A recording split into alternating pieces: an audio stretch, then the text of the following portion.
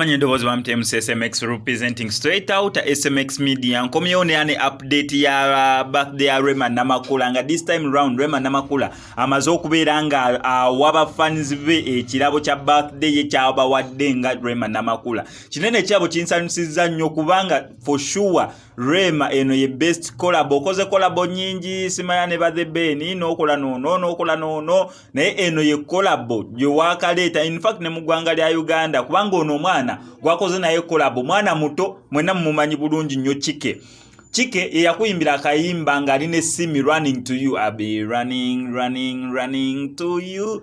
nsimanyi bulungi bya kuyimba naye amanyaka akayimba bakayita running to you gobe atokawulizanga kogenda okatekemo mu YouTube yo otekemo Chike featuring Simi akayimba bakayita running to you akayimba kalungi omwana amanyi okuyimba Chike mu Nigeria ne obako toka manyo sobola ogenda nera studio yakuyimbira akayimba if you know love me nera Chike yakuyimbira n'akayimba if you know love nako kayimba kalungi nnyo gwe atamanyi buyimba bwa Chike osobola ogenda n'obuwuliriza ojja tegeera lwaki ngamba Rema ye best collab gye yakafuna advantage eriwo nera ekisinza okunsanusa ku luneno oluyimba nti yes engeri gyali mu Nigeria Rema Namakula mu Uganda olulimi oluyinza okubagatta mangu oluyimba okuvaayo ennyo luba luzungu naye Rema Namakula yataddemu oluganda okubeera nga promotinga oluganda lwaffe oba content waffe waba Uganda ngaba Nigeria balina oluzungu olwabwe balina engeri bateekamu ebigambo byabwe eby'olunigeria ne Rema Namakula mu luneno oluyimba asigadde ateekamu ebigambo byaffe ebyawana eby'oluganda so ekyo ekirabo nange nkisimye nnyo Rema Namakula ekirabo kyasazeewo okubeera nga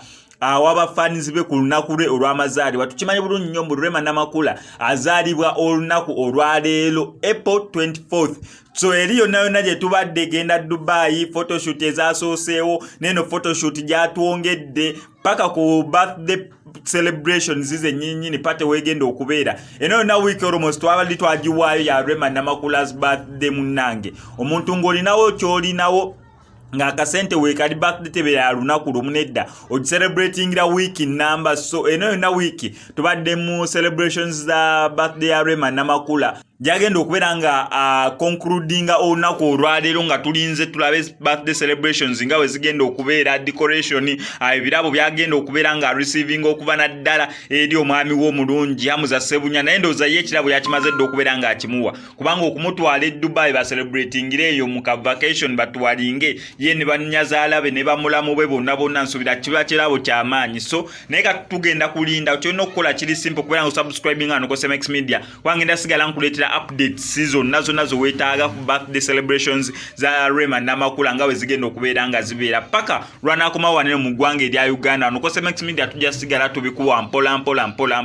amanye ndabozi sigadde nze mu SMX representing straight out SMX Media I sign out.